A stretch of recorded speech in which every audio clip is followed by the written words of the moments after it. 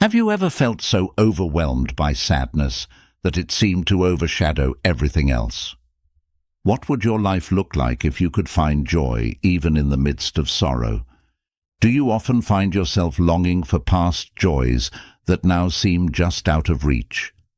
As we go through life, we all have times when we feel very sad and down. At times like these, it may seem as if the weight of the world is pressing down on us, and a cloud of darkness is looming over our horizon. Nevertheless, it is of the utmost importance to keep in mind that we are not the only ones going through this storm. This movie is a compilation of a series of inspiring and reassuring statements and lessons that we have painstakingly selected to accompany you on your fight against loss and suffering. This came about as a result of our trip, which is why we have decided to upload it.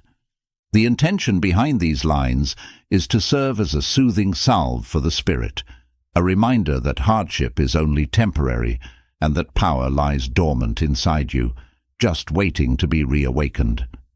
It doesn't matter whether you are going through a personal crisis, dealing with despair, or just need a boost of encouragement in your day-to-day life. These teachings are here to give you with support, inspiration, and hope. So, we would like to extend an invitation to you to allow these potent words to infiltrate your being, nurture your soul, and boost your spirits. We encourage you to open your heart and mind to these words. We have the ability to transform the darkness into light and discover the power to go ahead when we work together. Let's get started.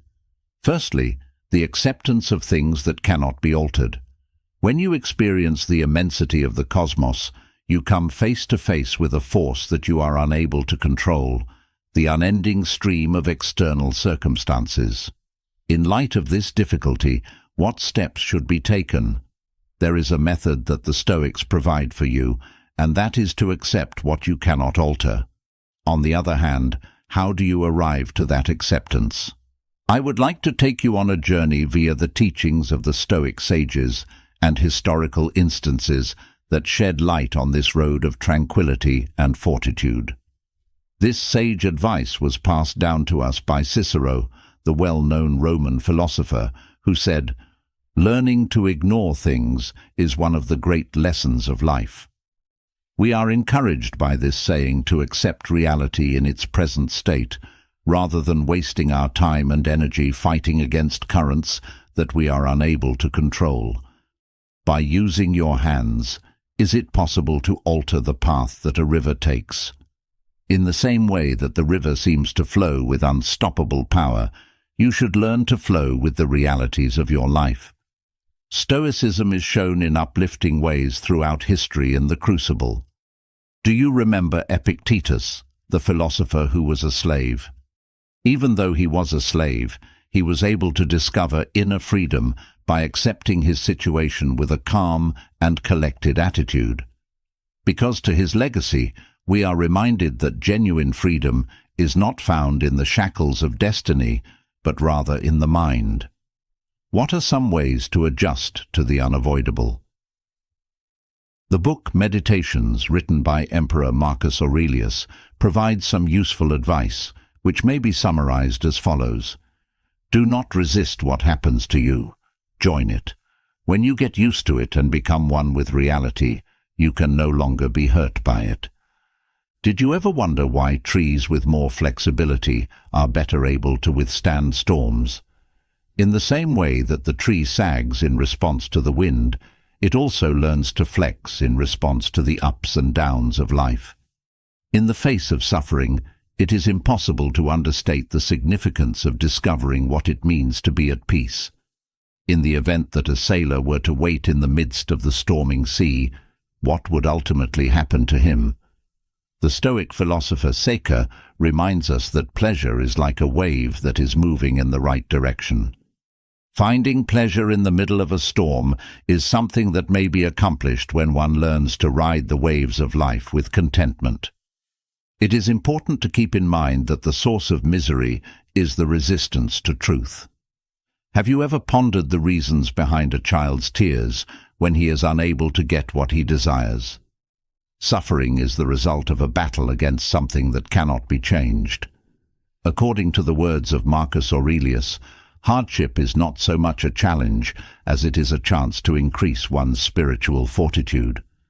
The transformation of pain into wisdom occurs when one accepts reality with an attitude of acceptance.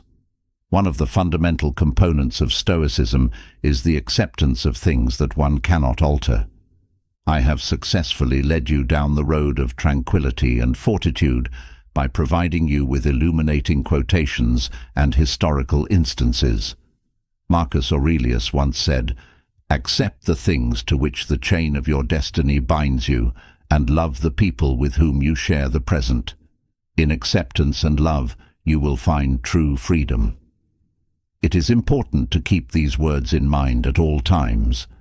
Controlling one's emotions is the second point. How do you maintain your composure and calmness in the face of a world that is full of emotional highs and lows? Stoics, who were experts in the art of emotional regulation, have provided us with teachings that have stood the test of time and continue to be relevant today. In the words of Epictetus, "Calm is the refuge of the troubled soul." Now is the time to delve into the intriguing realm of emotional management. How are you able to prevent yourself from being ruled by bad feelings? The practice of emotional detachment is an approach that has shown to be helpful. Try to picture yourself in the middle of a traffic gridlock. Strive to maintain a stoic attitude rather than giving in to feelings of annoyance and rage. Despite the fact that you are unable to control the traffic, you do have power over how you decide to respond to it. According to Marcus Aurelius, serenity is the armor of the soul. Emotional self-discipline is a strong weapon that you might have in your armory. The Stoics had a profound understanding of this. The ancient Greek philosopher Seneca is credited with saying, "Self-mastery is the greatest victory." Through the cultivation of self-discipline, one may learn to behave with grace even in the most challenging of situations. Inspiring examples of how the Stoics managed to keep their emotions under control in difficult circumstances should be considered. The Roman philosopher Epictetus is a good example of someone who was able to keep his composure even while he was being tortured and oppressed. Our inner freedom is something that cannot be taken away from us, regardless of the circumstances that surround us, as Jesus tells us. In your day-to-day existence, what are some ways that you might nurture emotional tranquility? Here are some suggestions that may be put into practice. To begin, engage in mindful practices. Spend a few minutes every day examining your thoughts and feelings without passing judgment on them. This will help you become more present in the moment. By doing so, you will be able to cultivate a deeper awareness of yourself and the emotional responses you experience. As Marcus Aurelius once remarked, "Inner peace is the greatest wealth." The path towards self-discipline and inner calm is a fascinating one, and it is a one that involves controlling one's emotions. It is possible to learn how to maintain composure even in the middle of a storm by adhering to the principles of the Stoics and practicing techniques such as emotional detachment, self-discipline, and gratitude. It is important to keep in mind that Seneca once stated, "Life, if you know how to use it properly, is long enough." Therefore, make the most of every moment and develop your emotional peace with unwavering dedication and perseverance. The third point is the role of virtue as a guide. In the enormous ocean that is your life, have you ever taken the time to reflect on the things that serve as your compass through the storms and the bright days? Virtue emerges as a guiding light, a constant that illuminates the path to a life that is rich in purpose and abundant in fulfillment. It is more than an abstract idea. Rather, it is a moral compass that directs us in every choice and action that we do. Seneca makes the observation that virtue is the only good. What are some ways that we might light the fire of virtue that is inside us and allow it to shine even in the midst of the darkness? The ideas of great philosophers have reverberated throughout history, serving as a constant reminder of the significance of adhering to ethical values in real life. According to Confucius, virtue is at the center of the path. In this context, the focus is on demonstrating that we are acting with passion and integrity in our actions, which is a reflection of virtue in action. When we make a commitment to conduct our lives in line with our most fundamental principles, we discover a purpose that goes beyond the circumstances we are in. In the most difficult times of our lives, morality has the potential to serve as our rock, our anchor in the middle of the storm. Just picture yourself dealing with a catastrophic loss or an overwhelming failure. Wisdom is the one who tells us that pain is unavoidable, but suffering is something that we choose to experience. Virtue provides us with a hand to hang on to when we are in those times of despair. Fundamental virtues such as knowledge, bravery, justice, and temperance are the foundational strengths upon which a life that is meaningful is constructed. The search of knowledge and comprehension gives us the ability to differentiate between what is true and what is false, and wisdom is the guiding force behind this endeavor. It is the power that comes from having bravery that enables us to confront obstacles with courage, even when fear is trying to paralyze us. The pursuit of justice compels us to behave in a manner that is kind and compassionate toward other people, acknowledging our connectivity with fellow human beings. As a result of temperance, we learn the skill of moderation and self-control, which enables us to steer clear of excesses that might take us down a road that destroys ourselves. From the Emperor Marcus Aurelius to the slave Epictetus, there are many instances of individuals throughout history who have discovered that the practice of Stoic virtue has provided them with the strength they needed to succeed. These historical personalities may serve as a source of motivation for us because of their capacity to handle challenges with poise and dignity. However, virtue is not something that is reserved just for the heroes of history. Rather, it is something that every one of us can nurture in our day-to-day lives. How are you able to do this? To get started, you should first examine your beliefs and make a commitment to always act in accordance with them. Through the cultivation of self-discipline and self-control, you may acquire the ability to dominate your feelings and wants. Develop compassion and understanding for other people, and acknowledge that we are all on the same human journey. It is important to keep in mind the words of Epictetus, which include the following: "Do not expect events to happen as you wish. Choose to wish them to happen as they happen, and your life will be peaceful." In the end, virtue is not merely an ideal to strive for. Rather, it is a route to pursue throughout the whole of one's journey through life. We are able to discover a more profound sense of purpose, meaning, and inner serenity if we accept the essential Stoic qualities and work to cultivate them in our day-to-day lives. Therefore, what are you holding out for? Discover the transforming potential that your life is capable of having by allowing virtue to serve as your guide. The sway of perspective is the fourth point.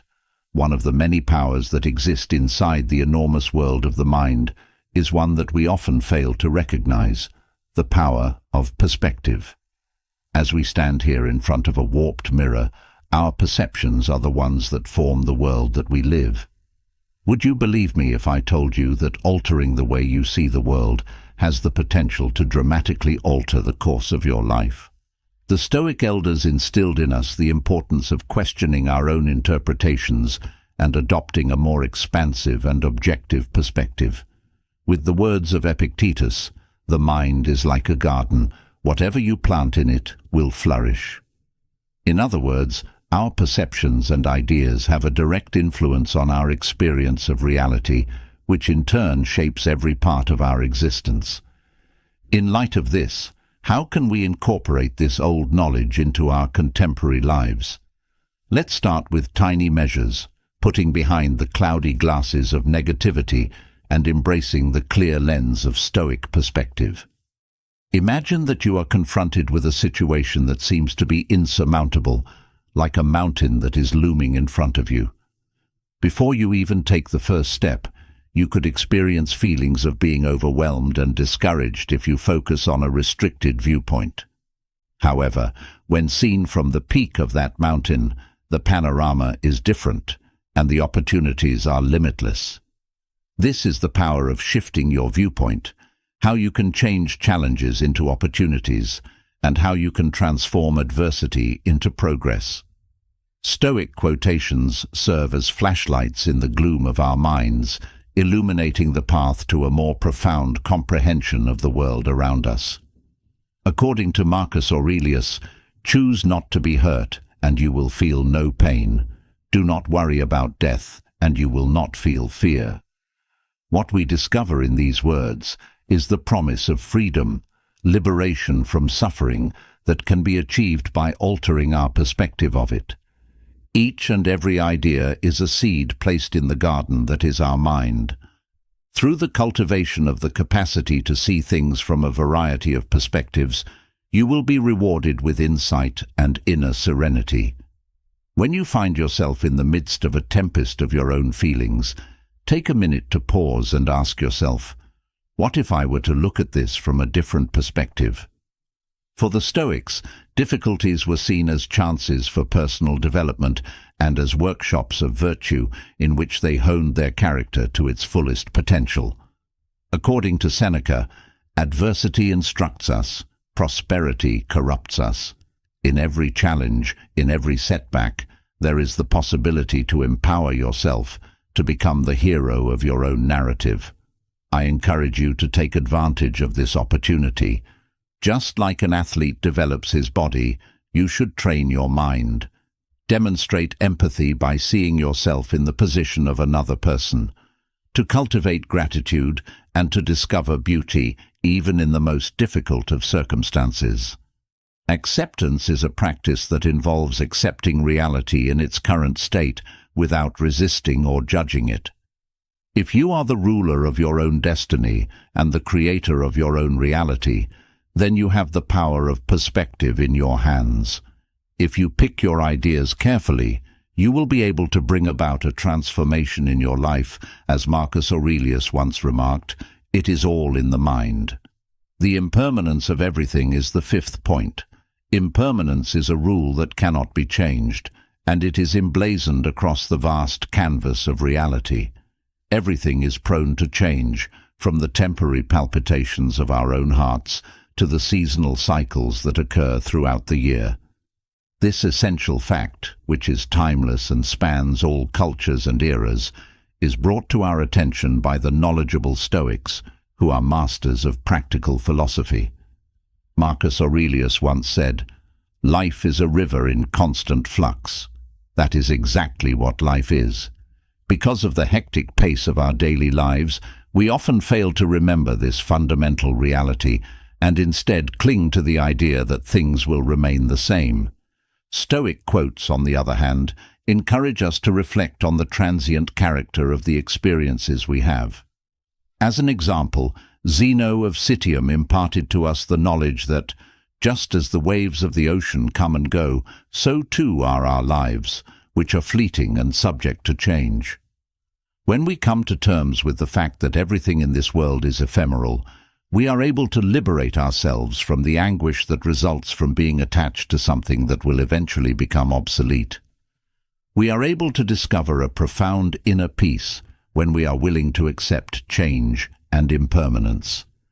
Seneca brings attention to the fact that life is like a brief theatrical act. It is not the duration that matters, but the quality of its performance. By adopting a mindset that is detached from worldly goods and aspirations, we are able to liberate ourselves from the burden of concerns and anxieties that arise as a result of connection to the transitory. By concentrating on the things that are within their control, the Stoics were able to find calm in the face of impermanence. These things included their thoughts and acts. They were confronted with the death of a loved one, but rather than lamenting what they could no longer alter, they found comfort in love and in the memories they had with one another. This discipline of action and detachment enabled them to flow with the currents of life rather than persistently opposing them. This helped them to experience life more fully. In order to cultivate detachment and acceptance of impermanence in your own life, you might start by developing gratitude for each present moment and noticing the beauty that is transitory. You also have the ability to learn how to let go of expectations and attachments to the future, and instead embrace uncertainty as a chance to develop and make progress. The cultivation of a peaceful and balanced mind in the midst of the storm of change may also be accomplished via the use of strong techniques such as meditation and introspection. When we finally come to terms with the fact that everything is temporary, we discover an unbreakable freedom that is unaffected by the ups and downs of life. It was Epictetus, a Stoic philosopher, who stated, "As the flower withers and falls, so our existence is ephemeral." If you accept this reality, you will discover that the fluidity of life is where you will find calm. We discover the profound serenity and pleasure that lies at the core of our own impermanence when we allow ourselves to flow with that flow. Sixth, the significance of having an understanding of oneself. When it comes to the enormous canvas that is life, self-knowledge is the most valuable brush, since it enables you to paint your own image with vivid colors and distinct lines. According to the Greek philosopher Socrates, the true voyage of discovery consists not in seeking new lands, but in having new eyes. The importance of learning about oneself has been emphasized by wise people throughout history. The ancient oracle of Delphi instructs us to know thyself, and we heed its advice. This adage, which is said to have originated from the philosophers of ancient Greece, has served as a constant reminder over the decades. That self-awareness is the starting point for genuine wisdom. Imagine a ship starting sail toward the horizon without a captain who is already familiar with the currents, the winds, and the hidden perils that may be encountered. It is not something that would be left up to chance and anarchy. In a similar vein, if you do not have a profound comprehension of your own values, strengths, and limitations, you will find yourself navigating rough seas without a rudder or compass. Self-knowledge is not only an academic exercise, rather, it is the beacon that directs your choices, provides you with direction for your activities, and contributes to the formation of your destiny. In accordance with the words of Carl Jung, everything that irritates us about others can lead us to an understanding of ourselves. The darkness that lie in the depths of your being may be discovered by searching inside yourself, which will also allow you to uncover the hidden riches that are a part of your existence. You will not be able to truly appreciate who you are and who you want to be unless you confront these essential facts. When it came to the pursuit of a meaningful existence, the Stoics, with their pragmatic and virtue-centered approach, were aware of the significance of self-knowledge. In accordance with the words of Epictetus, the key to immortality is, first and foremost, to live a life worth remembering. These thinkers, ranging from Seneca to Marcus Aurelius, used introspection and self-evaluation as crucial instruments in their pursuit of moral superiority. Imagine the philosopher and emperor Marcus Aurelius sitting in his tent and devoting his time to writing in his personal diary. He evaluated his own acts and motives by means of meditation and contemplation, and he tried to align himself with the Stoic values of wisdom, justice, temperance, and bravery in a consistent manner. In order to build self-knowledge in your own life, you need to participate in continual examination of your ideas, feelings, and the things that motivate you. The philosopher Descartes once claimed that doubt is the origin of wisdom. In contrast to contemplation, which enables you to dive more deeply into your experiences and derive significant lessons from them, Meditation provides a peaceful environment in which to watch the mind throughout its activity. In the end, self-knowledge is not a destination that one may arrive at. Rather, it is a journey of self-discovery and personal development that never ends. Through the act of embracing this search with bravery and curiosity, you will go on a journey that will lead you to a life that is more genuine, rewarding, and meaningful. According to the words of the scholar Lao Tse, knowledge of others is wisdom, and knowledge of oneself is enlightenment. Patience is the seventh virtue and virtue. In turbulent times, when a chimera emerges and adversity stands like an impenetrable wall, the virtue of patience rises like a luminary in the darkness, leading you with its quiet light to inner serenity. Patience is more than just a virtue. It is a virtue. Epictetus, a wise man, once observed that patience is a bitter fruit, but the fruit of patience is delicious. Not only can statements that praise this virtue resound well in the midst of turmoil, but they also serve to remind you that genuine strength does not lay in speed, but rather in endurance. It is said that impatience is the weakness of the powerful, while patience is the strength of those who are weak. Upon contemplating the transformational potential of patience, you come to the realization that it is not only a virtue, but rather a strong partner in the search of well-being, as Marcus Aurelius put it. Being impatient simply leads to feelings of tension and irritation, but being patient helps build a sense of calm and mental clarity. When you achieve a state of serenity and patience, you discover the capacity to accept what you are unable to alter and to act sensibly when confronted with what you are able to do. The Stoics, revered for their mastery of the art of patience, have left behind a lasting legacy that demonstrates how to live a life that exemplifies this virtue. The Stoics teach us that genuine strength rests in inner calm. From Seneca, who wrote of the peace of mind that comes from learning to wait with tranquility, to Marcus Aurelius, whose mastery of patience amidst the vagaries of power is legendary, the Stoics teach us that true strength lies in inner quiet. Then, how can you make this virtue a part of your own lifelong practice? It is essential that you participate in ongoing examination of your ideas, feelings, and the things that motivate you. The philosopher Descartes once claimed that doubt is the origin of wisdom. In contrast to contemplation, which enables you to dive more deeply into your experiences and derive significant lessons from them, meditation provides a peaceful environment in which to watch the mind throughout its activity. In the end, self-knowledge is not a destination that one may arrive at. Rather, it is a journey of self-discovery and personal development that never ends. Through the act of embracing this search with bravery and curiosity, you will go on a journey that will lead you to a life that is more genuine, rewarding, and meaningful. According to the words of the scholar Lao Tse, knowledge of others is wisdom, and knowledge of oneself is enlightenment. The significance of the here and now is the eighth point.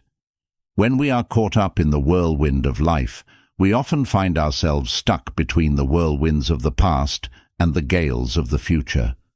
As a result, we forget that the most genuine existence develops in the present moment, which is the most priceless. In the words of Seneca, the present is the shadow that moves, separating yesterday from tomorrow. It is just now. There is no yesterday, no future. By putting it to good use, it transforms every day of the past into a dream of joy, and every day of the future into a vision of hope. From the ancient Stoics to the current masters of mindfulness, the wisdom of all ages emphasizes the significance of living in the present now. This is a topic that appears again throughout the wisdom of all eras. The importance of living in the present moment is emphasized via quotations. It is the Roman Emperor and Stoic philosopher Marcus Aurelius who encourages us to direct our efforts not toward battling the past, but rather toward constructing the future. This astute advice serves to remind us that our attention is a finite resource, and that when we dwell on the past or fret about the future, we are squandering the very essence of existence. In the midst of the haze, the practice of mindfulness shines like a lighthouse, leading us to a state of mental tranquility and clarity. We may build a feeling of inner serenity that is beyond the anxieties that we experience on a daily basis by training our minds to be totally present in the moment that we are experiencing. We are reminded that practicing mindfulness is not limited to just sitting in meditation. Rather, it involves incorporating attention into each and every minute of our everyday lives. What are some ways that we might incorporate mindful present into our everyday lives? The following are some simple but effective tactics. The practice of mindful breathing, for instance, is an essential instrument. Please take a minute to focus on your breathing and become aware of the sensation of air entering and leaving your body. The worry of the past and the anxiety of the future are left behind as a result of this simple action, which firmly establishes you in the here and now. Those who were masters of inner tranquility, the Stoics, also placed a high priority on the here and now as the essential component of a good existence. Epictetus, a slave who later became a philosopher, reminds us that it is not events in and of themselves that cause us distress. Rather, it is our interpretations of those events that do so. This concept emphasizes the significance of accepting responsibility for our actions and confronting the situations we find ourselves in with bravery and determination. This approach was shown by Socrates, another renowned philosopher, who faced his death sentence with composure and dignity. He demonstrated that even in the most dire circumstances, conscious action may change the course of one's fate. How exactly can we put these concepts into practice in our day-to-day lives? Listed below are some useful suggestions. Once you have identified your concerns and limits, the next stage is to take action against them in a step-by-step manner. Secondly, establish a growth mentality by seeing setbacks as chances to learn and experience personal development. The third step is to cultivate an attitude of gratitude and self-learning, acknowledging that you are capable of overcoming any challenges that may be in your path. The power of action is a transforming energy that is already present inside you and is only waiting to be released via your actions. Through the act of taking action in the face of adversity, you are able to grow your determination, strengthen your will, and build your destiny with bravery and determination. In accordance with Seneca, in action lies the spark that ignites the fire of change and improvement.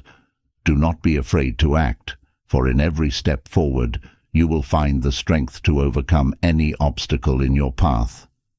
Therefore, muster the courage to take action and uncover the boundless potential that is within you. 10. Calmness in the face of an unknown. Serenity becomes your best friend and your safe haven in the storm when you are surrounded by the turbulence and unpredictability that is a part of your existence.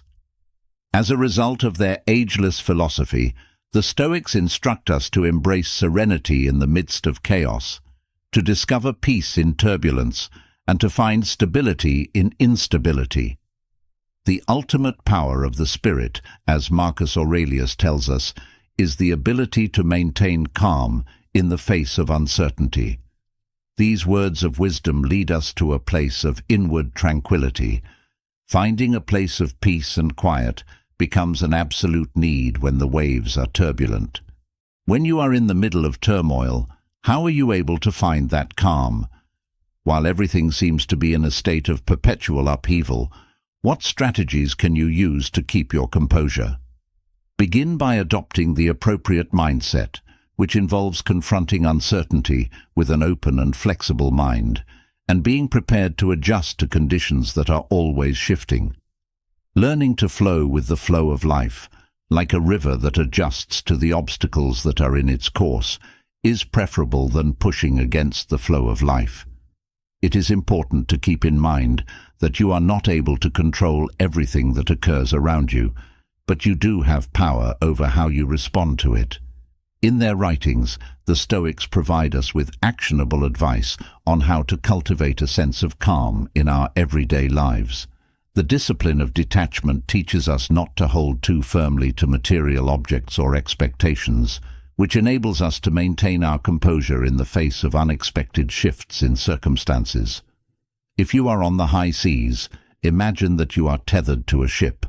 In the event that you cling to it hard, it will pull you in every direction.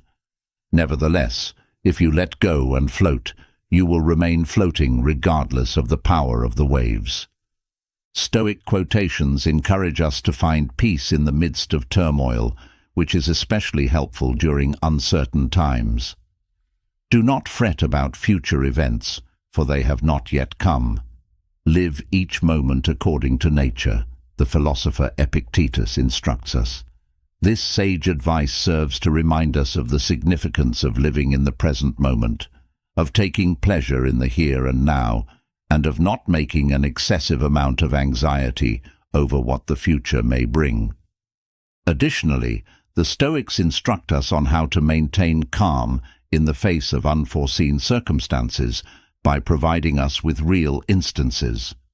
Remember how Seneca composed himself in the face of his destiny when being deported by Emperor Nero, or how Epictetus composed himself in the face of bodily anguish while being held captive. The aforementioned instances demonstrate that tranquility is not only an unreachable ideal, but rather a talent that can be developed and improved to a greater degree during the course of our lives. To discover moments of quiet in the midst of the chaos that is everyday life, it is necessary to learn how to take a deep breath in the middle of the storm. This is what it means to seek serenity in daily life. You may begin by setting aside a few minutes of your time every day to engage in meditation or contemplation. This will enable you to detach yourself from the noise of the outside world and establish a connection with yourself. One other thing you may do is cultivate an attitude of gratitude by concentrating on the positive aspects of your life rather than dwelling on the things that are lacking. While you are in the thick of the storm, your greatest strength is the ability to maintain your composure in the face of uncertainty. Take steps to cultivate that inner calm, learn to go with the flow of life, and discover serenity even in the midst of chaos. It is important to keep in mind the words of Marcus Aurelius, who said, "The true strength of the spirit is the serenity in uncertainty."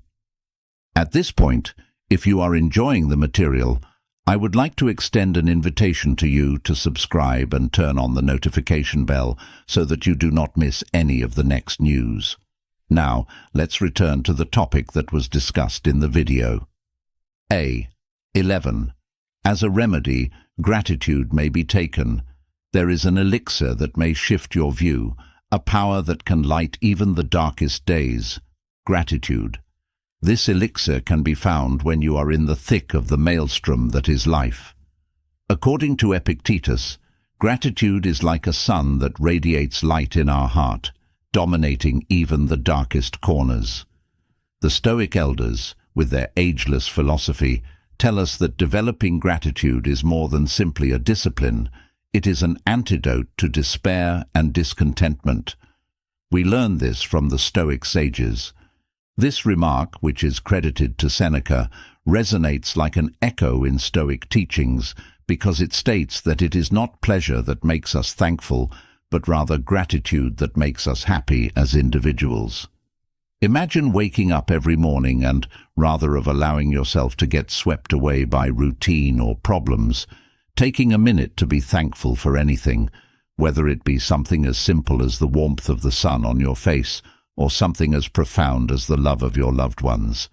There are opportunities to express gratitude in every single moment. The Stoics were aware of the fact that gratitude is not simply a reaction to the evident benefits that life bestows upon us, but it is also a tool that can be used to alter our experience of reality. In the words of Marcus Aurelius, gratitude is the dew that refreshes the garden of our soul, causing beauty to bloom where we least expect it. Rather than concentrating on what is lacking or what went wrong, gratitude offers us the opportunity to discover beauty even in the most trying of circumstances. Epictetus once remarked that gratitude is the seed that, when planted in the soil, grows into the garden of resilience. How can we put gratitude into practice? Even when we are in the middle of misfortune, the Stoics provide us techniques that we may put into practice. Negative visualization, for instance, is a strategy that enables us to picture the loss of what we already possess, which ultimately leads to a greater appreciation for what we already possess. When you are confronted with a challenging situation, make an effort to see it as an opportunity to develop and learn. Express gratitude for the educational experience it affords you. According to Seneca, gratitude is the key that unlocks the door to wealth, so unveiling riches that have been concealed deep inside the confines of the soul. In the face of misfortune, some examples of how the Stoics discovered reasons to be thankful are illuminating and encouraging. The Meditations of Marcus Aurelius, one of the most notable Stoic emperors, include frequent allusions to gratitude for the lessons that life taught him. Despite the fact that Marcus Aurelius encountered various hardships throughout his reign, he was able to remain grateful. Even amid the most trying circumstances, he was able to recall that hardship has the potential to fortify one's character and foster traits of virtue. Cicero once stated that gratitude is the river that runs inside us, and it is this river that nourishes the base of our humanity. The question now is, how can you make gratitude a permanent attitude in your life? Getting started with mindfulness involves setting aside some time every day to think about the things for which you are thankful. Additionally, it is a good idea to maintain a gratitude diary in which you may write your thoughts and emotions. Do not undervalue the significance of expressing gratitude to other people. Even a simple "thank you" may have a significant influence on the relationships you have with other people. According to Marcus Aurelius, gratitude serves as the compass that directs us down the path of life, serving to remind us of the significance of each and every step that we take. A force that can brighten even the darkest of days, gratitude is a beacon in the darkness, a force that can illuminate even the darkest of days. You are able to alter your vision of reality and discover pleasure even when you are confronted with challenges if you cultivate an attitude of gratitude. In the words of Seneca, gratitude is not only the most admirable of all virtues, but it is also the mother of all other virtues. Therefore, what are you holding out for? Today is the day to begin your path toward living a life of gratitude. The significance of providing service to other people.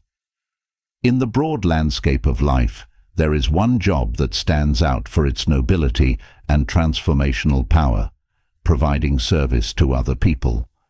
The value of assisting our fellow humans has been praised by a number of great thinkers, ranging from the Stoics to current philosophers. These thinkers have recognized that helping others is not merely an act of compassion, but also a source of profound meaning and purpose. Cicero once taught us, no advantage to oneself can justify harm to another. This maxim echoes in Stoic ethics, which is characterized by compassion and generosity as key foundations. Marcus Aurelius made the correct observation that the true progress of mankind is measured by the degree of service we render to our fellow men. Another wonderful quotation, this time from Zeno of Citium, informs us that service to others is the heartbeat of a just and caring society. However, how exactly can service give our life meaning? Imagine this: a young person who is volunteering his spare time to educate youngsters from disadvantaged backgrounds and seeing the joy and optimism that they feel on their faces as a result of their newfound knowledge. By doing this act of selflessness, he is able to discover a reason to get out of bed each morning, knowing that his efforts are making a genuine impact in the world. The qualities of compassion and generosity are not only a set of abstract virtues, rather, they are abilities that may be developed and applied in day-to-day activity. How do you get started with this? To begin, it is important to be aware of the needs of others around you. For example, a neighbor who is old may want assistance with carrying groceries, or a friend who is going through a difficult period may require someone to listen to them. The Stoics, beginning with Seneca and continuing through Marcus Aurelius, not only advocated for the significance of service, but they also put it into reality in their daily lives. One of the most well-known Stoic philosophers, Seneca, spent a significant portion of his time and money to assisting people who were less fortunate. He also used his position to argue for justice and equality. The next phrase from Marcus, which resonates with a great deal of force, is as follows: "True power lies in how we serve the most vulnerable in our society." So, how can you discover chances to serve others in your day-to-day life? Participating in charitable events or volunteering at local organizations is one approach to get experience. When your friends, family, and co-workers are going through a difficult time, you may also search for methods to help them. Sometimes, a little act of kindness can have a far bigger effect than you could ever think. As Epictetus puts it, generosity is the echo of love in action, resounding in the hearts of those who need it the most. Not only is service to others a virtue, but it also provides us with a sense of meaning and purpose in our lives. Through the cultivation of compassion and generosity, we not only elevate others in our immediate environment, but we also enhance our own life. It is through the act of serving others that we discover the secret to living a life that is in harmony with the cosmos. Conquer adversity and emerge more powerful than you were before it happened. This is the definition of resilience. Adversity is a constant in the never-ending dance of life, but you should not be afraid of it because you possess the power of resilience, which is the intrinsic capacity to rise up in the face of adversity and become a hero of your own tale, ready to unleash your potential. With their ageless teachings on how to persevere in the face of misfortune, the Stoic sages have left us these lessons. A quote attributed to Epictetus, a Greek philosopher, states that the strongest tree is the one that has faced the strongest winds. This sage expression serves to remind us that our mentality in the face of difficulties is the primary factor in determining our capacity to triumph over them. Consequently, rather of giving in to the storm, you should learn how to dance in the rain. Imagine an oak tree that is able to withstand the force of the wind. With each gust, its roots get more robust, its trunk becomes more rigid, and its branches are able to maintain their flexibility without breaking. In a similar vein, adversity may be the wind that molds your personality and gets you ready for the difficulties that lie ahead. Every hurdle is a chance for progress, a lesson that pushes you one step closer to becoming the greatest version of yourself. The cultivation of mental and emotional resilience requires the cultivation of one's inner self via the use of potent materials. Make gratitude a daily practice. Concentrate on the things you have control over and accept with peace the things that are beyond your ability to influence. Maintaining your composure in the middle of the storm may be accomplished with the assistance of strong friends, such as meditation and positive visualization. When confronted with hardship, the Stoics, who were experts in the art of fortitude, displayed bravery and resolve. Seneca, the great exponent of Stoicism, said, "Pain is the teacher that teaches us to be strong. So dare to challenge your limits, embrace pain as a teacher, and transform every obstacle into an opportunity to shine." In everyday life, you can develop a resilience mindset by following some simple but powerful recommendations. Cultivate a strong support network, by surrounding yourself with people who inspire and motivate you to be your best self. Practice self-care by making time for hobbies, nature, and activities that fill you with positive energy. And above all, always keep the flame of hope alive, that spark that drives you forward even in the darkest of times. So do not fear adversity, for in its challenge lies the opportunity to become the hero of your own epic. Rise up with courage, fac, the wisdom of detachment. In the vast ocean of existence, the wisdom of detachment stands as a luminous guiding light, guiding you through the turbulent waters of life to inner serenity. Sages of all ages have proclaimed the importance of freeing oneself from the shackles of results and expectations, recognizing that clinging to them only breeds suffering and anxiety. As the Stoic philosopher Epictetus said, "True self-mastery lies in the acceptance of what is and the renunciation of what cannot be." This phrase encapsulates the very essence of detachment, accepting reality as it is without fighting it or clinging to illusions. Imagine you are on a car journey towards a goal you have set for yourself. You have a plan meticulously mapped out in your mind, with every step calculated and every outcome foreseen. However, along the way you encounter unexpected detours, obstacles, unforeseen events, and adverse weather conditions. If you stubbornly stick to your original plan, you will plunge into a sea of frustration and despair.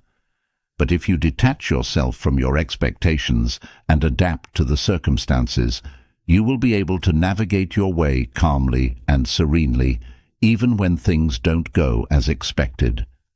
Emotional and mental detachment involves letting go of the illusory control we believe we have over our lives. It frees us from unnecessary suffering by allowing us to accept what we cannot change and focus on what we can control, our attitude and our response to the situations we face.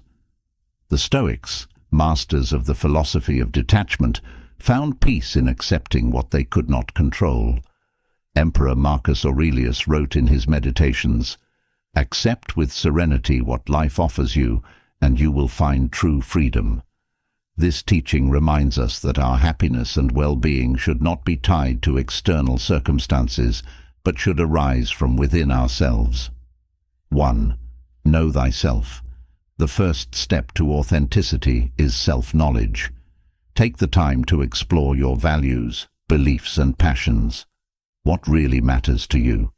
What makes you feel alive? Once you have clarity about who you are, it will be easier to act in congruence with your principles. 2. Embrace your imperfections. Authenticity doesn't mean being perfect. It means being real. Accept your imperfections and mistakes as part of what makes you human. Remember Marcus Aurelius's famous quote, "Accept the things you are destined for with love, and understand what really belongs to you, and understand that what belongs to you is rooted in your being." 3. Practice honesty. Sincerity is a fundamental pillar of authenticity. Be honest with yourself and others in all your interactions. Don't be afraid to be vulnerable and share your true thoughts and feelings. Transparency creates genuine connections and strengthens your relationships. 4. Live by your values.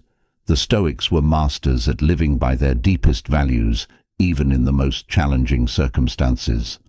Follow their example and make your actions reflect your core principles. Face every situation with integrity and consistency, no matter what difficulties you may face. 5. Be true to yourself in all areas of life. Authenticity is not selective. You should strive to be authentic in all areas of your life, whether at work, in your personal relationships, or in your free time.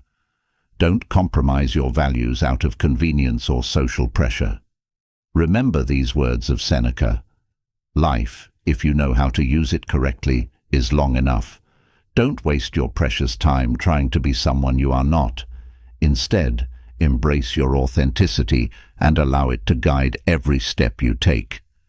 In doing so, you will discover a deep satisfaction and sense of fulfillment that can only come from living a truly authentic life. The significance of introspection. In the enormous ocean of self-knowledge, introspection appears as the lighthouse that lights our inner waters, exposing the hidden riches of our acts and motives. In other words, introspection is the key to understanding ourselves.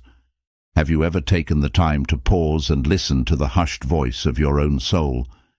Epictetus, a Stoic philosopher, is credited with saying, "Introspection is the lamp of the soul that illuminates its abode." This adage serves as a reminder that in order to successfully navigate the stormy currents of life, we must first tune into the depths of our being. According to Socrates, who said that an unexamined life is not worth living, these statements underline the critical need to look inside, to question who we are and what motivates us. Quotes from wise people throughout history resonate on the topic of introspection. The process of looking inward not only helps us to better understand ourselves, but it also enables us to better understand others. When we are aware of our own feelings and motives, we are able to cultivate a more profound and genuine empathy for people who are in our immediate environment. Through this process, reflection serves as a conduit to authentic human connection. However, how can we develop this essential ability for our own personal development? Establishing moments of silence and calmness in our routine, whether through meditation, reflective writing, or simply devoting a few minutes to contemplation, enables us to delve into the labyrinth of our mind and heart. Reflection and self-evaluation are cornerstones on this path, and they should be practiced on a regular basis. From Marcus Aurelius, who wrote in his meditations on his own inadequacies and inner battles, to Epictetus, who meditated on the route to virtue and wisdom, the Stoics provide us with clear examples of how to participate in the quest for inner truth. The Stoics are considered to be the masters of practical philosophy. The aforementioned thinkers demonstrate to us that introspection is not a goal, but rather a journey that never ends. With the intention of cultivating introspection as a tool for personal development, it is vital to assume a posture of humility and openness.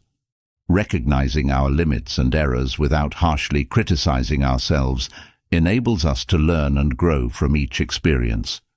According to Marcus Aurelius, your task is not to seek love. Rather, it is simply to seek and find all the barriers within you that you have built against it.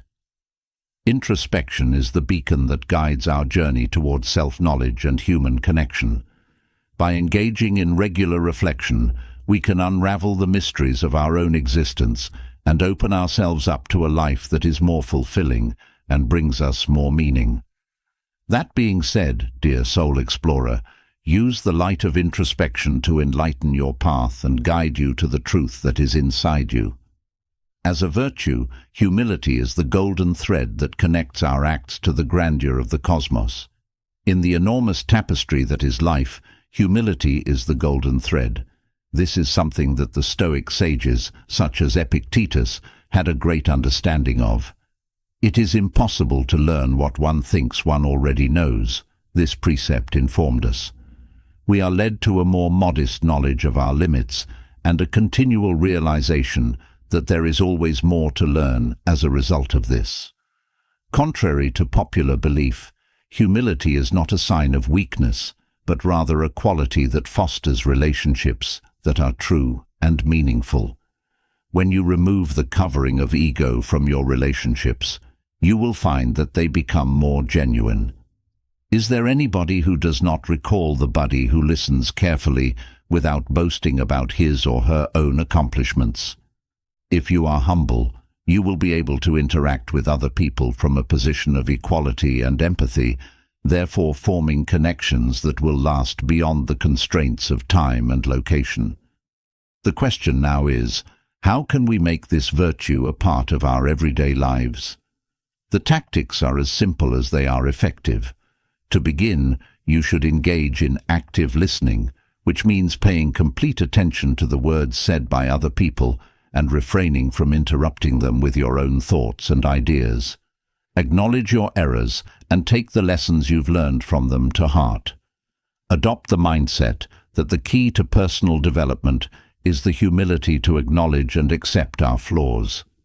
Engage in the practice of gratitude, which involves recognizing the contributions that people have made to your life and expressing your thanks without showing any reservations.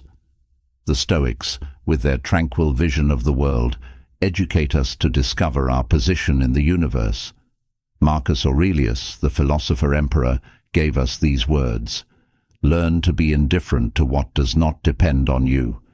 Realizing that we are insignificant in the grand scheme of things in the world liberates us from conceit and encourages us to appreciate the worth of other people. The cultivation of a modest attitude needs dedication and self-control on a daily basis, since we are fellow travelers in this fleeting world. Develop a sense of humility by keeping in mind that the pursuit of knowledge is an ongoing process and that there is always something new to learn. Regular self-reflection, in which you examine your behaviors and the reasons behind them with complete candor, should be practiced. Gain the ability to step back and let others shine their own unique and vital light by learning to cede the spotlight. When it comes to achieving real greatness, humility is the key that unlocks the doors.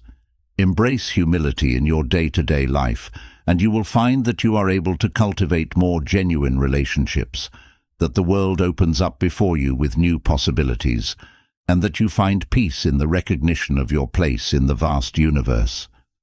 This is a quote from Marcus Aurelius, who said, "True knowledge is knowing the extent of one's ignorance." Your journey across the turbulent sea of life is illuminated by the lighthouse of inner calm, which serves as a goal in the ongoing pursuit of pleasure and satisfaction.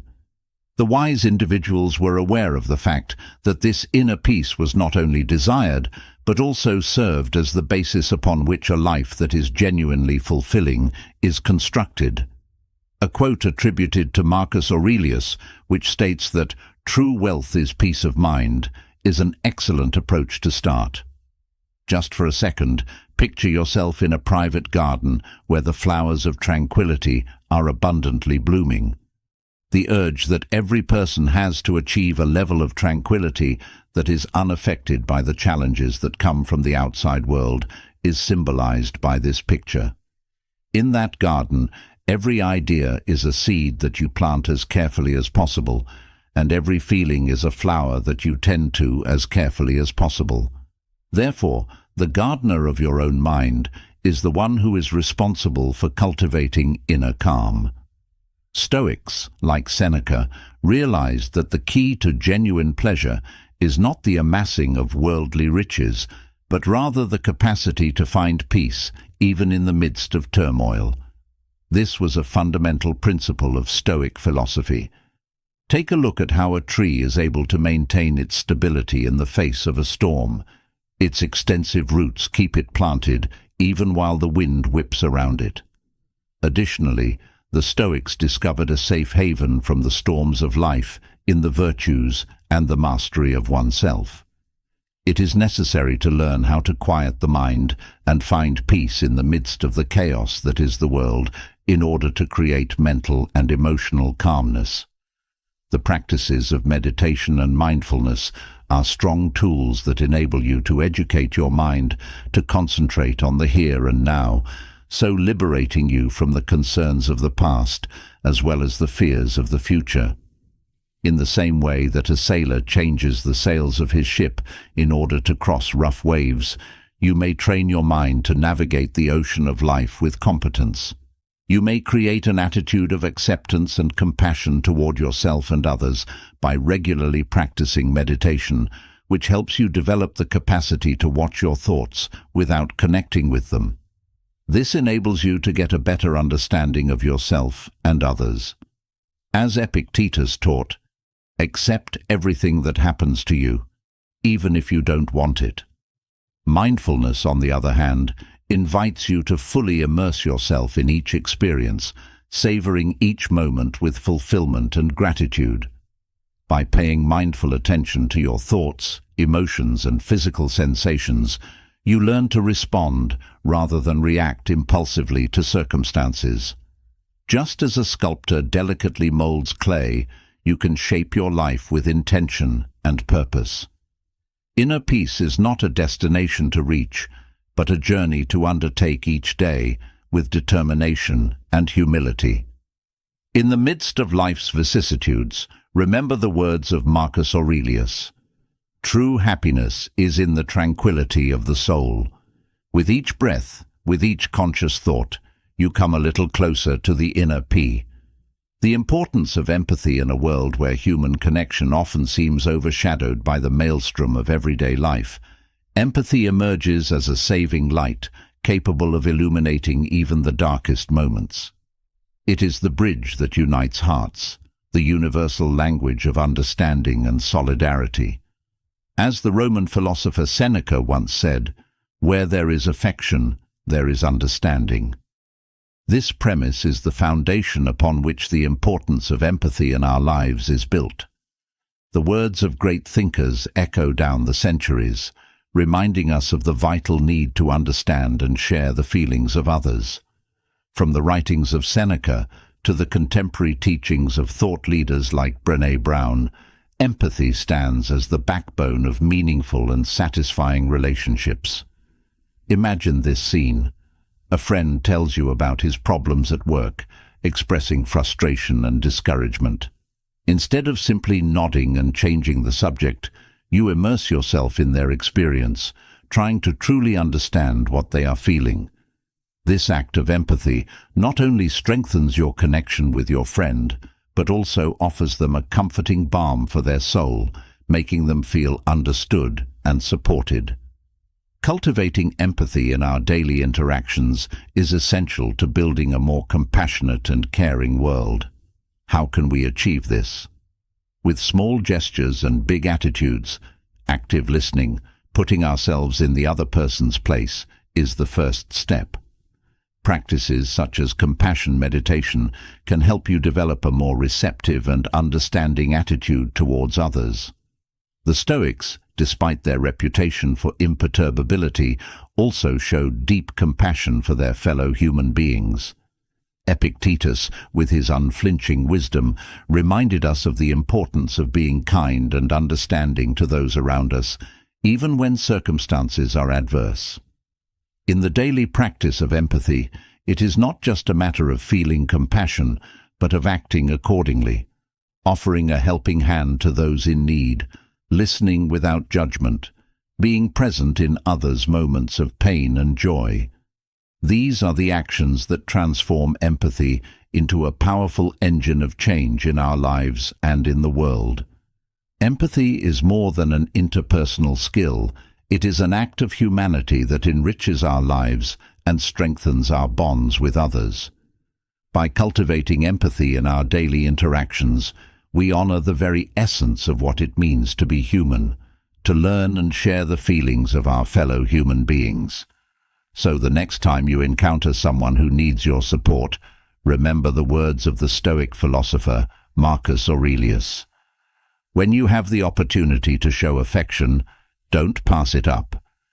The search for wisdom in the vastness of the universe, where every star is a lesson and every constellation a body of knowledge, you find yourself immersed. It is an endless journey where the thirst for understanding and the constant search for truth are your compasses. In this journey, you are not alone, for the sages of the past have left their footprints, reminding you of the importance of continuing to learn and grow throughout your existence. A quote that resonates strongly on this path is that of Socrates, "I only know that I know nothing." In this apparent paradox lies the essence of the quest for wisdom. Recognizing one's ignorance is the first step toward knowledge. Each day, as you open yourself to learning, you embrace humility and move closer to the truth. Wisdom is not a destination, but a journey that gives meaning to your existence. By cultivating this habit of continuous education, you not only expand your mind, but also enrich your life in unimaginable ways. Imagine a garden where every book you read, every conversation you have, is a seed you plant. With proper care, these seeds germinate and flourish, filling your life with color and fragrance. To cultivate the habit of continuing education and personal development, it is vital to establish a routine that encourages learning. Set aside time each day to read, whether it's a book, an article, or an essay. Seek out opportunities to learn from others, whether through conversations, conferences, or online courses. Keep an open and curious mind, willing to question and explore new ideas. The Stoics, with their philosophy of life centered on virtue and self-discovery, valued knowledge and wisdom as a means to eudaimonia, the fullness of being. For them, true wisdom did not lie in accumulating information, but in applying it in daily life. As Epictetus once said, true wisdom lies in recognizing what is within your control and accepting what is not. To follow the path of wisdom in daily life, I recommend that you focus on the here and now, practice mindfulness, cultivating the ability to be present in each moment. Learn to listen with empathy, seeking to understand before being understood. Be mindful of your actions and decisions, remembering that each choice shapes your destiny. The search for wisdom is a fascinating journey that invites you to explore the deepest corners of your being. Through continuing education, personal development, and the practical application of knowledge, you can achieve a fuller and more meaningful existence. Always remember the words of Marcus Aurelius: wisdom is not knowledge, but action. So go ahead, embark on this journey with courage and determination, because in the pursuit of wisdom, you will find the true treasure, the realization of your human self. How long are you going to wait before you demand the best for yourself? Today, we're going to talk about the most important things you need to set and reach your personal and business goals. This requires self-discipline to be responsible for our actions, attention to only think about things we can control, and endurance to get through tough situations. Stoicism, an old philosophy, is interesting because it is based on these same ideas. Let's look at the Stoic runner Chrysippus as an example. As written by Diogenes Laertes in Lives of Eminent Philosophers, Chrysippus would set a running goal every day, try to beat it, and then set a new, better goal. This never-ending drive to get better is what makes both sports and Stoics great. Our guide was made to help you on this path of always getting better. It's based on the tried and true knowledge of Stoicism and is meant to help you set and meet your goals. In your quest for personal development and success, this thorough guide is meant to be a resource you consult repeatedly. Let's start. How do you set goals? Marcus Aurelius said, "If you don't have a consistent goal in life, you can't live it in a consistent way." This wise saying shows how important it is to have clear, consistent goals in life. Epictetus, another great Stoic philosopher, agreed, "First say to yourself what you would be, and then do what you have to do." In this case, Marcus Aurelius is a good example to follow. He was taken in by Emperor Hadrian when he was young and trained to be Emperor of Rome. He accepted the job after reading Epictetus's writings. Surprisingly, Marcus Aurelius became a great example of ethics and honesty, while many kings' morals changed when they had a lot of power. Because they are widely called meditations, his personal works show how he makes decisions. Marcus set a clear goal for himself, to be the exact opposite of these traits. He saw how power can lead to corruption and lying, and how people from wealthy homes are often mean. He wrote about how to stay simple, good, clean, serious, and humble. He also talked about how important it is to be fair, pious, kind, and do your job. It was his personal promise not to let the trappings of power change him or make him do bad things. Another Stoic philosopher, Seneca, said, If one does not know to which port one is sailing, no wind is favorable. This fits with Marcus's way of thinking. He set his goal, his moral direction, and then worked hard to reach it. His journey, which is told in Meditations, shows that he worked hard to become the person he wanted to be. In this way, goals for Stoics are like a guide star. They point us in the right direction without pushing us. They are the first and most important part of Epictetus's plan for a good life, saying what we want to be. This brings us to the next step. Once you've set your goal and made your plans clear, you need to figure out what you need to do to achieve that state. It's not enough to just want to reach a goal. You have to be committed to a road of personal growth and moral behavior. It is a colorful and wise comparison for Seneca to say that setting goals is like being a painter. Goals reflect the likeness we hope to achieve in our lives, just as a painter imagines the end picture they want to make. Seneca says that these goals are our chief purpose. Once we know what we want to achieve, we need to focus on the plan, like a painter who thinks about the paints and methods they will need to make their idea come true. Which paints and brushes should I use? What skills do you need? At this stage, we organize the things we need to get to our goal. This comparison brings out a basic Stoic idea. There is a difference between results and acts.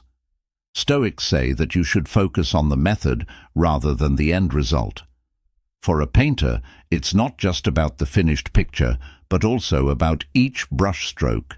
In the same way, in our efforts, instead of focusing on becoming an author, try giving writing an hour of your time every day. Focus on making each practice session better instead of worrying too much about winning a title. Instead of just wanting to run a marathon, make a promise to run every day and eat well. Goals are very important because they give us direction and focus, making sure that the things we do every day are meaningful and in line with our bigger goals. They help us focus on the exact actions and plans we need to take to achieve our goal. Going back to Epictetus's method, goals help us figure out what steps we need to take to become or do what we've decided to be or do. To use Seneca's comparison again, it's important to have a clear vision and a well-thought-out plan, but we really make progress when we start painting or working toward our goals. Now that you know how the Stoics thought about setting goals, let's look at some of the best ways they came up with to do it. Why setting goals is important. Make sure that everything you do is geared toward that one goal. Seneca said, "It's not doing things that bothers people, but having wrong ideas about things that drives them crazy." All the noise and activity in modern life makes it easy to lose sight of our real way.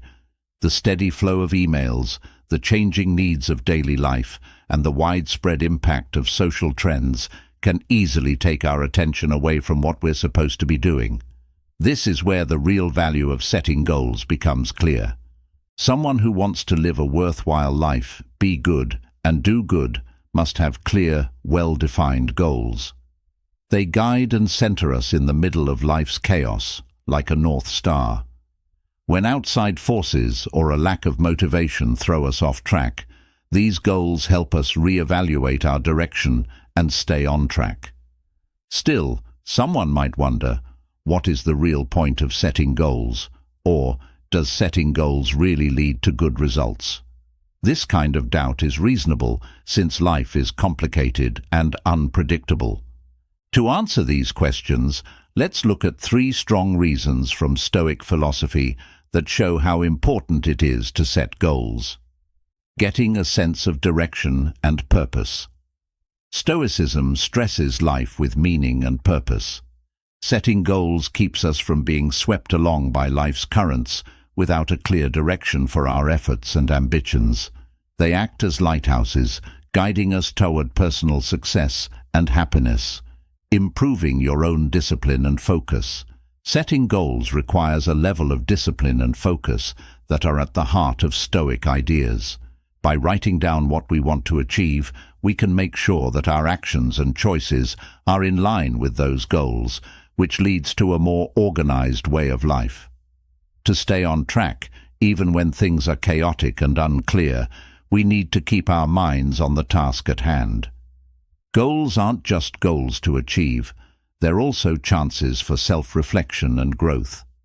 They push us to think about our ideals, goals and skills, which helps us learn more about ourselves.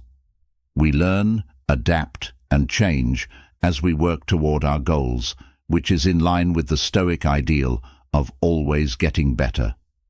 Setting goals is an important part of living a well-organized, meaningful life. It's not just a way to get things done, it's an important part of a moral way of life. By setting clear goals, we can go through life with more clarity, purpose, and strength, and we can stay true to our values and goals even when things get hard. 1. Having clear goals helps you stay on track. Setting goals is a well-known way to get clear and focused in many different theories and strategic methods. The 48 Laws of Power says in Law 29, plan everything out to the end. Robert Greene says that picturing the end result will help you deal with problems more easily and know when it's time to surrender your efforts. The 7 Habits of Highly Effective People also says to start with the end in mind, which shows how important it is to plan ahead in both personal and business life. Stoicism also knows how dangerous it is to keep going without a clear goal. Stoics know that not having clear goals causes inner turmoil and chaos in one's life's efforts. When you don't have a clear goal, the choices you make every day are random and lack direction, which makes it easy to get off track. It is important to know where you want to go, not only to meet your goals, but also to stay sane in a world full of distractions. 2. Setting goals helps you see what's good and bad. Having clear goals is important for being able to tell the difference between situations that are good and ones that are bad. A lot of the time, people have strong ideas about what is good or bad in life, but these views are meaningless without a clear path. Seneca's comparison of using a measure to fix something that is crooked is a good example of how important goals are for judging the events of life. If you don't have a clear goal, your ideas about success or failures are just guesses. Setting goals gives you a standard by which to judge the things that happen in your life, which helps you decide how to react to them. Not only does knowing your location give you a sense of direction, but it also helps you decide what actions will help you reach your long-term goals. 3. Goals can help you stop putting things off. Putting things off is often a sign of not knowing what to do or not having a clear plan. This can be frightening, like an army without a boss facing chaos. On the other hand, having a plan, even if it's not perfect, can give you a feeling of direction and purpose. Bill Walsh, the coach who won the Super Bowl, showed this by planning the first plays of his games ahead of time. Because he had practiced, he went into the game with a clear head, not affected by early losses or shocks. This idea is shared by many of the most important people in history, in many different areas. By making clear goals, they were able to keep life from getting out of hand and avoid putting things off. Deliberation and uncertainty are good for procrastination.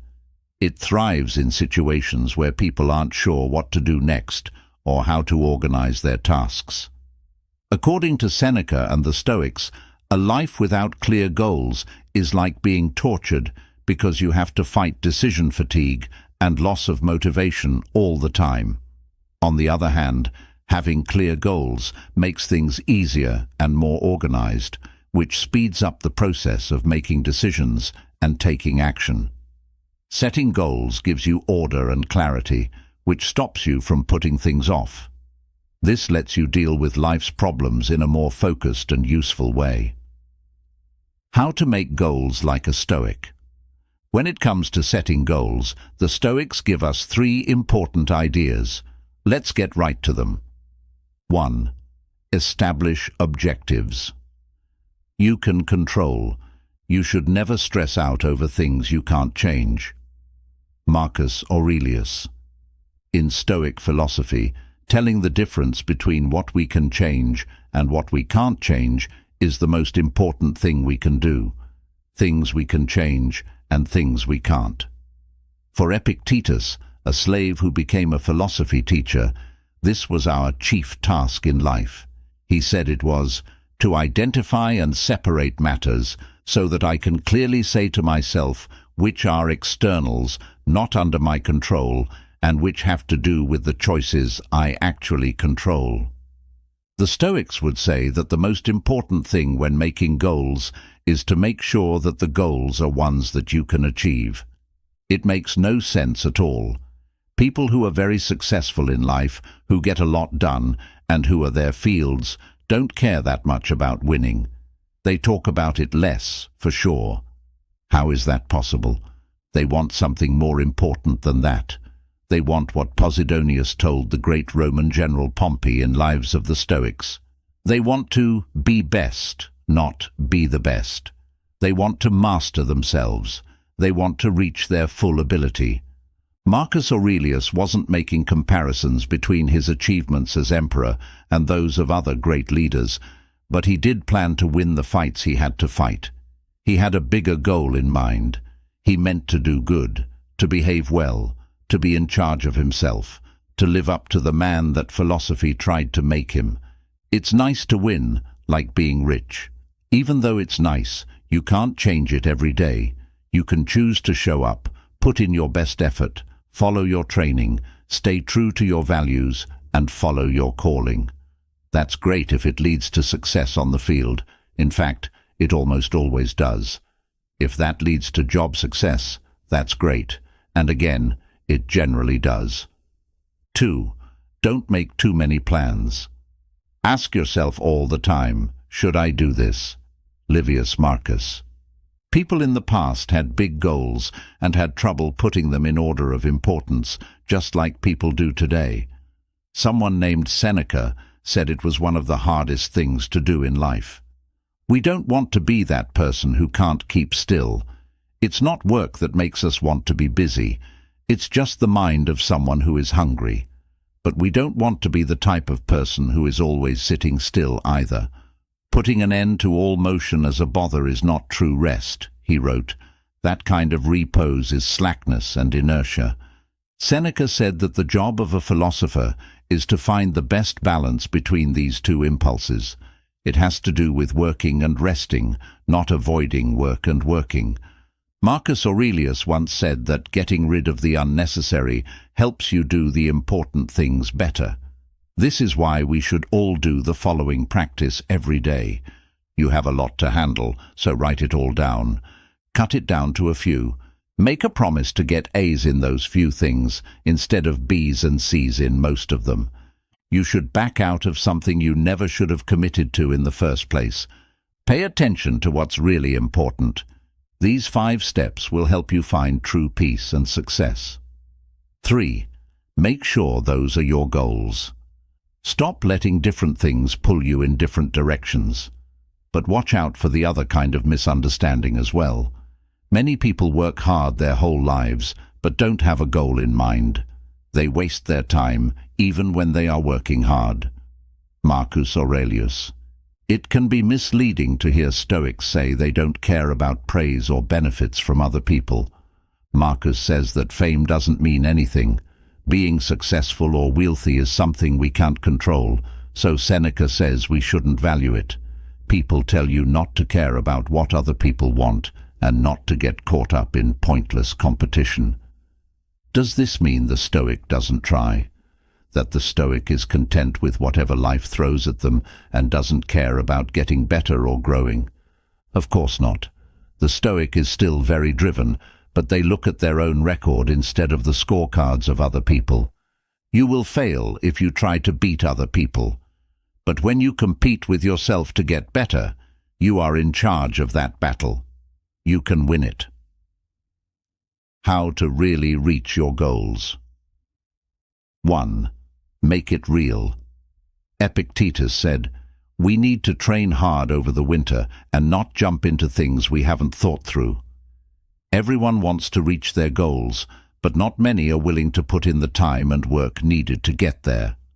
In order to get where you want to go, you must first ask yourself if this is really what you want, and if your motivation is sufficient. Epictetus says, "Let's say you wanted to win the Olympic Games. That's fine, but make sure you know what you're getting into. What does this kind of desire mean? What should come first? After that, what? What are you going to have to do? Then what else does that mean? Are you really going to benefit from this whole plan? If so, go ahead. You would have to follow a strict schedule that pushes you to your limits in order to get ready for the Olympics if you want to win. You would have to follow strict rules, eat right, work out hard at set times every day, in hot or cold weather, and stop drinking. You would have to do what your teacher tells you like they were your doctor. You need to think about this before you do anything else. Remember what Coach Taylor said, "Clear eyes, hearts full, I can't lose." Clear eyes are the first step. You need to be able to see the road well. It is broken in the fastigium dignitatis via est. Seneca would write, "It is a rough road that leads to the heights of greatness." Are you ready to go that way? 2. Make it clear. What Marcus Aurelius said, "The human soul lowers itself when it lets its actions and urges be aimless, random, and unconnected. Everything should be aimed at a purpose, no matter how small." In his writings, Seneca talked about how our aimlessness can stop us from being excellent at anything.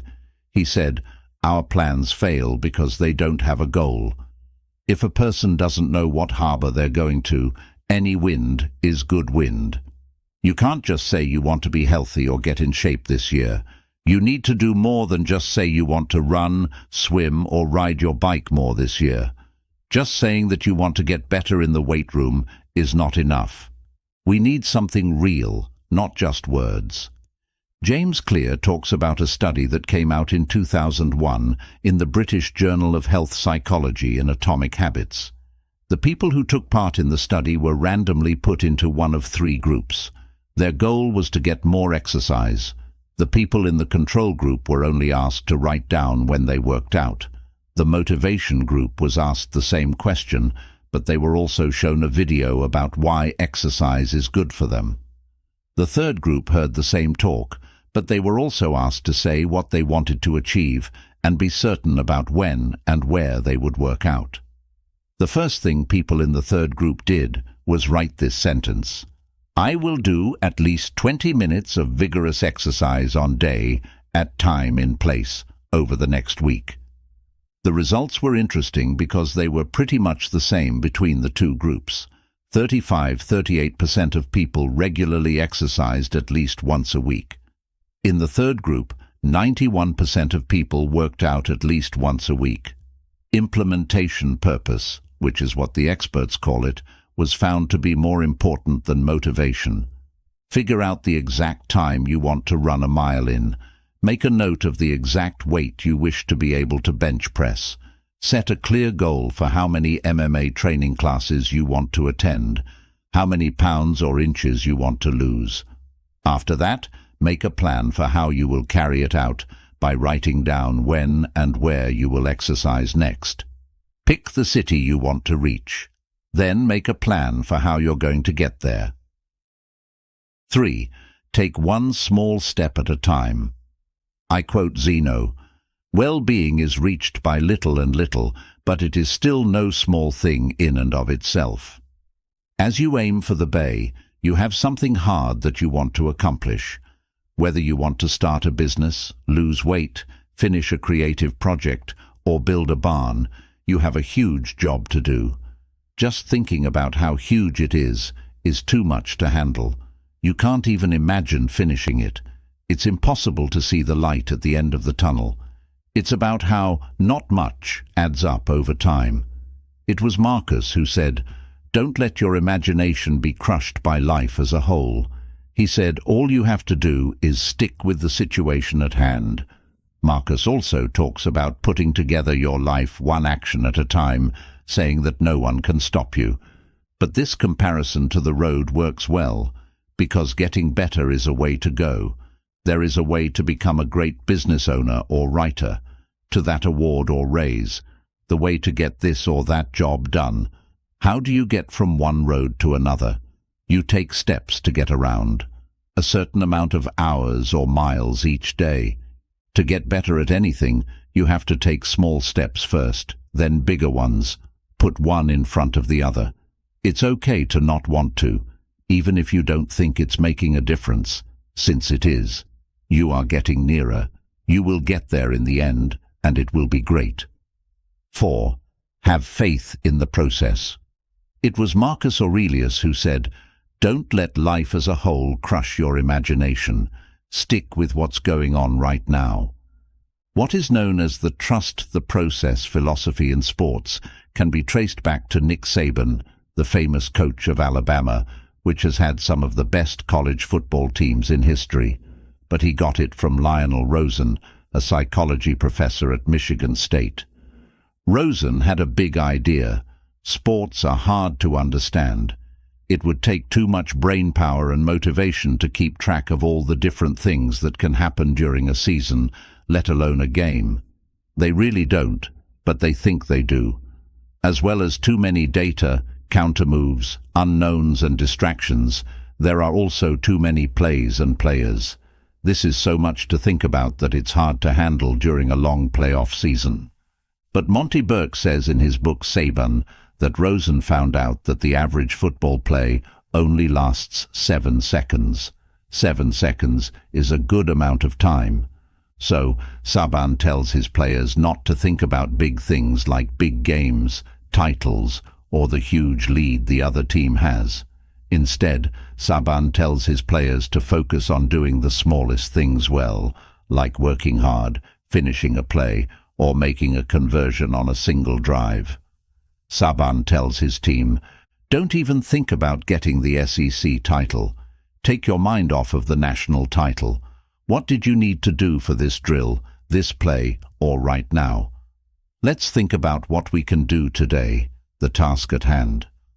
Process makes a way in the chaos of sports and in life in general. A way to fix things so they are clear, easy to understand, and not so complicated. What needs to be done, how it works. It doesn't matter what you call it, just know that life is made up of small steps. 5. Physical reminders can help. Marcus Aurelius said, "Nothing is as encouraging as when virtues are clearly shown." In ancient times, there was a big argument among the Stoics about whether thinkers should have precepts or sayings to help them remember who they are trying to be and what they are trying to do. This seems crazy now. Stoics like Aristo, who lived around the same time as Zeno, thought this was dishonest. When someone is smart and well-trained, they should always know what to do. Some later Stoics, like Seneca, thought this was silly. That's why his letters to Lucilius are full of rules, quotes, and aphorisms. Even though Marcus Aurelius liked Aristo, he seemed to take a similar road to Seneca. He wrote epithets for the self and many other rules for life. Memos are important. They're not lying. They're good for you. A mantra can help you stay focused. Having a real totem can help you stick to a habit or standard more than just an idea, which is very helpful. They give you something to rest on, like a fence to keep you from falling backwards. 6. Be flexible. The story of Freddie Roach is told by Robert Greene in his book. Before Roach became a famous boxing teacher, Eddie Futch was his coach, and Futch helped Roach become a fighting winner. Not long after, though, Roach had to stop fighting. In the Daily Laws, Greene says that Roach instinctively found his way back to the ring because he knew that what he loved wasn't boxing per se, but competitive sports and making plans. By thinking about it this way, he could change his preferences to go in a different direction in fighting. The story of Marcus Aurelius is like this. Marcus would like to be emperor. Author Frank McLynn called that the essential tragedy of Marcus Aurelius. Marcus really wanted to become a philosopher. He liked to be alone and read a lot. He was sad when he learned that Hadrian had adopted him and would be making him emperor. But, as Green writes about Roach, Marcus quickly learned that he could change how he behaved in the path that was thrust upon him. And just like Roach became one of the best boxing coaches in history, Marcus Aurelius became king of the Stoic philosophers. Robert Greene turned it into a law. Change the way you want to do things. Don't set too many strict goals and dreams. It's the law to change. 7. Spend time with people who push you to be your best. Epictetus said, "The key is to spend time only with people who make you feel good and bring out your best." People have known for a very long time that the people they spend the most time with can change them. Friendship was given to us by nature to help us be good, not to be bad with. Seneca said, "Be with people who will make you a better man." Goethe famously said, "Tell me who you party with, and I will tell you who you are." It's a fact that can be seen. The people we spend the most time with shape who we are. That's why we must be so careful about who we let into our life. If you ever feel like you're stuck, not seeing any progress toward your goals, or lacking the motivation to do what you know you can do, take a close look at the people around you. Do they make you feel good about yourself, motivate you to be better? Or do they bother you, hurt you, or bring you down? Are they positive, logical, driven, dependable, and loyal? Or are they hypocritical, fake, stupid, vain, phony, dishonest, or hypocritical? "If you live with a limp man, you will learn how to limp," was an old saying. But living with a limp man can help you in more ways than one. Epictetus was famous for being lame because he had a leg disabled while he was a slave. Marcus Aurelius read Epictetus's works for a very long time. He wasn't weak afterward. Instead, it made him smarter, more robust, quieter, and more caring. He got those things from Epictetus. A slave formed and improved a king. 8. Do something about it. Do what it takes. What Marcus Aurelius said, "Why is the cucumber so bitter?" Then throw it away. There are thorns in the way. After that, go around them. That is all you need to know, not anything else. Amelia Earhart was the first woman to fly across the Atlantic by herself in 1932. Her adventures by herself are well known. It doesn't matter as much that Earhart had already done the same trip less than 5 years before. Earhart worked as a social worker because she couldn't make enough money as a female pilot. The phone then rang one day.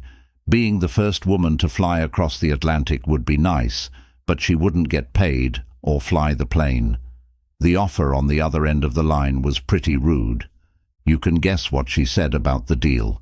"Yes," she said, "because that's what people who don't believe the odds do. That's how people who are good at something get better at it, whether it's flying or breaking gender norms. They begin, in any place, in any case. They don't care if everything is fine or if they're being treated unfairly. They put their pride aside. They are willing to do anything. As long as they can keep going, they know they can make it work once they get going. And they can show those who didn't believe them that they were right, like Earhart did." Epictetus said, "A porch and a prison are both places, but one is high and the other is low. But you can keep your freedom of choice in either place if you want to. We have to do things we'd rather not do to get where we want to go or where we are going. A lot of the time, our first jobs introduce us to the broom, as Andrew Carnegie famously said. Scrubbing is not a bad thing to do. It's just one more chance to do well and learn. Take advantage of the chance, each and every one of them. Show those who aren't sure they're right.